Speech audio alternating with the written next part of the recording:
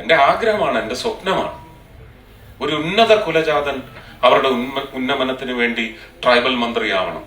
ഈ പരിവർത്തനം ഉണ്ടാവണം നമ്മുടെ ജനാധിപത്യ സംവിധാനത്തിൽ. ജാതിവശാൽ അങ്ങനെ നമ്മൾ ബ്രാക്കറ്റൈസ് ചെയ്തിട്ടുള്ള ഉന്നത കുലജാതർ, ഒരു ബ്രാഹ്മണനോ ഒരു നായിഡുവോ, അവർ നോക്കട്ടെ ഗോത്രവർഗത്തിന്റെ കാര്യങ്ങൾ. കേന്ദ്രമന്ത്രി സുരേഷ് ഗോപി പറഞ്ഞതിനകത്തെ ആ ഒരു ജാതി പരാമർശത്തെ കുറിച്ചിട്ടല്ല ഞാൻ ഇവിടെ പറയാൻ ഉദ്ദേശിക്കുന്നത്. അദ്ദേഹം പറയുന്ന ഒരു കാര്യമുണ്ട്, അദ്ദേഹം സമ്മതിക്കുന്ന ഒരു കാര്യമുണ്ട്. കൂടുതൽ മുന്നേറ്റം ഉണ്ടാവും, പിന്നോക്ക വിഭാഗങ്ങൾക്ക് കൂടുതൽ മുന്നേറ്റം വരേണ്ടതുണ്ട്. ഇവിടെ ചില ശാപങ്ങളൊക്കെ ഉണ്ട്, അവർക്ക് കിട്ടേണ്ടത് കിട്ടുന്നില്ല. ഒരു കേന്ദ്രമന്ത്രി തന്നെ സമ്മതിക്കുകയാണ് പിന്നോക്ക വികസനം എന്ന് പറയുന്ന ആ ഒരു കാര്യം പ്രോപ്പറായിട്ട് നടക്കുന്നില്ല എന്നുള്ളത്. ആ ഒരു കാര്യത്തെ അംഗീകരിക്കുന്ന നമ്മൾ, പിന്നോക്ക വികസനം എന്ന് പറയുന്നത് പ്രോപ്പറായിട്ട് നടക്കുന്നില്ല എന്ന് അംഗീകരിക്കുന്ന നമ്മൾ, ഈ വിദ്യാഭ്യാസ കാര്യങ്ങളിലും ഓപ്പർച്യൂണിറ്റീസിലും കൊടുക്കുന്ന റിസർവേഷൻ എടുത്തു മാറ്റേണ്ട സമയമായി എന്നൊക്കെ പറയുന്നത് എന്തിന്റെ അടിസ്ഥാനത്തിലാണ്? കെവിൻ എന്ന ഒരു ചെറുപ്പക്കാരൻ കോട്ടയത്ത് കണ്ണ് ചൂടുന്നെടുക്കപ്പെട്ട് മരിച്ചത് പ്രണയത്തിന്റെ പേരിൽ മാത്രമല്ല, ജാതിയുടെ പേരിലാണ്.